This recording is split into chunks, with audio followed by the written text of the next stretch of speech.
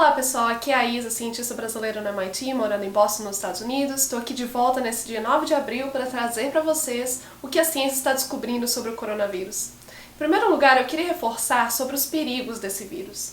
No meu último vídeo, feito no dia 30 de março, a gente tinha aqui nos Estados Unidos 160 mil casos confirmados de coronavírus, com 2.978 mortes. Hoje, apenas 10 dias depois, os Estados Unidos confirmaram mais de 460 mil casos de coronavírus, com quase 17 mil mortes. Isso é a diferença que faz 10 dias na escala da epidemia. Aqui nos Estados Unidos estão morrendo cerca de 2.000 pessoas por dia. Isso é muito assustador. Para vocês terem uma ideia, o atentado das Torres Gêmeas de 11 de setembro de 2001 tinha sido a maior tragédia da história dos Estados Unidos e matou 2.900 pessoas. Nossa, que em 10 dias perdemos mais de 6 vezes o número de vidas que foram perdidas no dia 11 de setembro de 2001.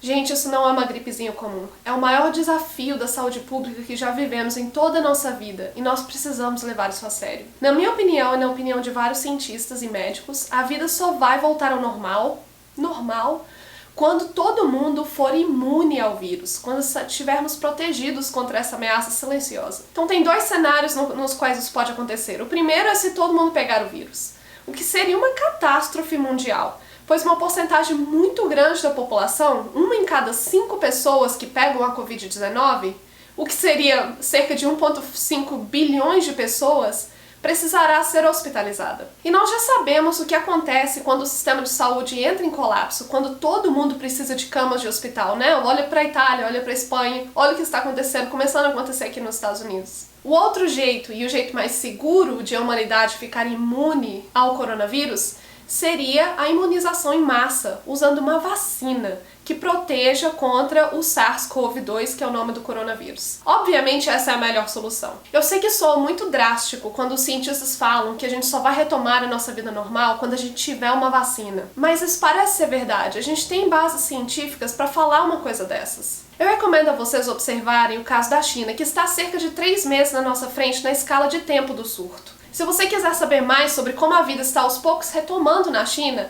assistam os vídeos dos brasileiros que vivem lá. Eu recomendo os vídeos do Felipe Durante, está aqui embaixo um link para alguns dos vídeos dele, mostrando como que a vida começando a voltar, né, ao normal. É um normal que na verdade não é tão normal assim. Então, voltando a falar das bases científicas, saiu um artigo no Lancet hoje, e eu coloquei o link aqui embaixo, mostrando que lá na China, na medida em que as fronteiras começaram a se abrir, as fronteiras internacionais, os aeroportos, os trens, os comércios começaram a voltar, novos casos apareceram. Então vai ter uma segunda onda de infecção pelo vírus na China. Isso está trazendo de volta o vírus para a população. Portanto, não dá para retomar as atividades normais, porque a Covid volta a circular. Assim que você abre a escola de novo, a Covid vai voltar. Vacinas, elas demoram muito tempo para ser feitas. Então, assim, o recorde de desenvolvimento de uma vacina até hoje, na história humana para um vírus novo, foi a vacina contra o Ebola. Os testes clínicos começaram em 2014 e a vacina foi usada na população em 2019. Então foram 5 anos. Tem muita gente que está me mandando mensagens perguntando sobre a pandemia da gripe suína de 2009, do H1N1. Essa pandemia começou em 2009 e a vacina foi produzida para a população em outubro de 2009, então foi muito rápido. E aí o pessoal está me perguntando, se essa vacina foi produzida em poucos meses, por que a gente não consegue fazer a vacina do coronavírus em poucos meses também? Então tem algumas diferenças muito grandes, eu vou explicar por quê. Pois não sei se você sabe, mas a gente já sabe, eu digo, humanidade, já sabe fazer e produzir em larga escala vacinas contra esse tipo de vírus, o influenza. Há muitos e muitos anos a gente já sabe fazer essas vacinas. Desde a gripe espanhola de 1918 e 19, os seres humanos, os cientistas, têm tentado desenvolver vacinas contra o influenza. As primeiras vacinas aprovadas contra o influenza foram desenvolvidas pelos Estados Unidos em 1930 e liberadas para a população com o início de imunizações em massa em 1945. Então pensa só, gente, a gente tem quase 100 anos de experiência em fazer vacina contra a gripe, contra o influenza. E a gripe, né, os vírus que causam gripe são muitos tipos de vírus, mas a gente já sabe como fazer isso e fazer isso em larga escala. A gente tem experiência nisso. Então, para o H1N1 de 2009 foi só uma questão de adaptar o que já existia para criar uma versão capaz de conferir imunidade para o H1N1. E foi possível aplicar isso na população a partir de novembro daquele ano porque já tinha infraestrutura para isso e conhecimento, a gente já tinha tradição nisso. Porém, como vocês já perceberam, o coronavírus não é um vírus da gripe comum e não é um vírus parecido com a influenza, de jeito nenhum. Esses vírus são bem diferentes e eles causam doenças diferentes. É como se a gente estivesse comparando maçãs e laranjas em termos de biologia, porque eles têm moléculas diferentes na composição deles, né? Bom, voltando ao assunto da vacina, como eu disse, é muito provável que a vida só vai voltar ao normal quando a gente tiver uma vacina. Mas o que é uma vacina, né? Então muita gente não sabe o que é.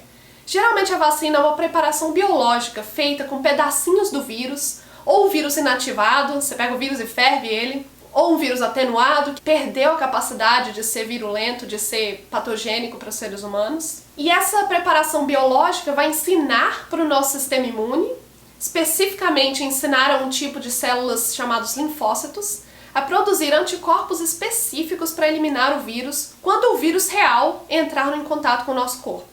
Então esse material biológico, a vacina, vai induzir o nosso organismo a desenvolver uma imunidade adquirida ativa, que induz uma espécie de memória do nosso sistema imune, selecionando esses linfócitos super legais que sabem direitinho como combater o vírus real se um dia o contrairmos. Doenças como varíola, poliomielite, elas foram erradicadas do planeta por causa da vacinação. E é isso que a gente sonha que aconteça com o coronavírus. Então esse é o coronavírus, que tá aqui, tô mostrando aqui a estrutura do coronavírus. Ele tem várias proteínas, ele tem o RNA, ele tem uma membrana lipídica, então tem vários pedaços que a gente pode usar como parte dessa preparação biológica, né? Essa amostra biológica que pode ser a vacina. Então, como eu disse, as vacinas podem ser feitas usando o vírus inteiro, ou o vírus fervido, né? O vírus inativado que tá aqui, ou um vírus atenuado que parece com o nosso vírus, mas não sabe atacar e causar doença, né, no ser humano, ou mesmo pedaços do vírus, né, por exemplo, um pedaço dessa proteína envelope, um pedaço dessa proteína de membrana, um pedaço da proteína spike. A proteína spike vem sendo o pedaço, né, de vírus que está sendo mais usado como candidato à vacina, porque essa proteína spike ela é importante para o vírus reconhecer a célula que ele está atacando e entrar na célula, né, e atacar ela. Quando a gente selecionar os linfócitos que sabem reconhecer essas proteínas ou que sabem reconhecer que o vírus está lá, esse linfócito ele vai ficar lá de guarda, né, navegando no nosso sistema sanguíneo, linfático, e aí quando vir o vírus de verdade, esse linfócito vai se proliferar, porque ele vai ser ativado, né, ele, tem um vírus aqui, eu preciso proteger esse organismo. E aí esse linfócito vai matar o vírus. Então isso que é a vacina. A vacina é um pedacinho do vírus ou um vírus morto que vai ensinar para o nosso organismo como combater esse patógeno. Queria discutir com vocês um artigo da Nature publicado hoje que está atualizando sobre o progresso dos cientistas no mundo tentando desenvolver uma vacina contra o coronavírus. Hoje, 9 de abril, temos 78 dessas preparações biológicas candidatas a serem uma vacina sendo desenvolvidas. Essas vão de pedaços do RNA, do vírus, até o próprio coronavírus inativado. 5 delas já estão em testes clínicos de fase 1. Como eu já tinha falado no meu primeiro vídeo, existem 3 fases de teste clínico para vacinas. A fase 1 testa se a vacina é segura, então ela vai só testar se a vacina causa algum efeito colateral, se ela é bem tolerada e etc. A fase 2 é quando a vacina é testada na população para ver se a vacina protege contra o vírus, então a gente pega centenas de pessoas que recebem a vacina e centenas de pessoas que não recebem a vacina, espera alguns meses e vê quantos de cada grupo ficaram com o Covid-19 e quantos ficaram protegidos contra o Covid-19. Se der certo, a gente vai para a fase 3, que faz a mesma coisa em milhares de pacientes. E aí a gente vê, será que a vacina protege contra o vírus ou não? Então, pode ver nessa tabela, temos aqui algumas datas programadas para ver quando que vai terminar a fase 1 de teste, que é a fase de segurança, dessas 5 vacinas que já estão sendo testadas. Então coloquei aqui para vocês verem. O resultado da fase 1 da primeira vacina, que é a da Inove Pharmaceuticals, vai sair em novembro desse ano, e a vacina da Moderna, que é a primeira vacina que começou a ser testada aqui em Boston, só sai no ano que vem. Essas seriam as vacinas mais rápidas no momento.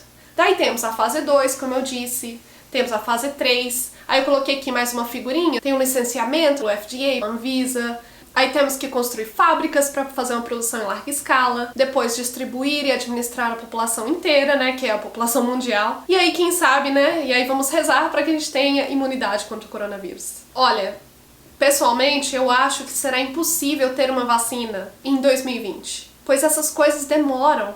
Tem tudo isso aqui para ser feito para que a vacina seja disponível para a população. Mas nós estamos esperançosos para 2021. Então, portanto, sem tratamentos disponíveis, não temos uma cura para o coronavírus ainda, sem vacinas, a nossa única alternativa é ficar em casa, proteger as pessoas que você ama, praticar o distanciamento social para evitar que o vírus se espalhe. Isso vai fazer com que a gente ganhe tempo para desenvolver a vacina, há tempo de salvar muitas vidas.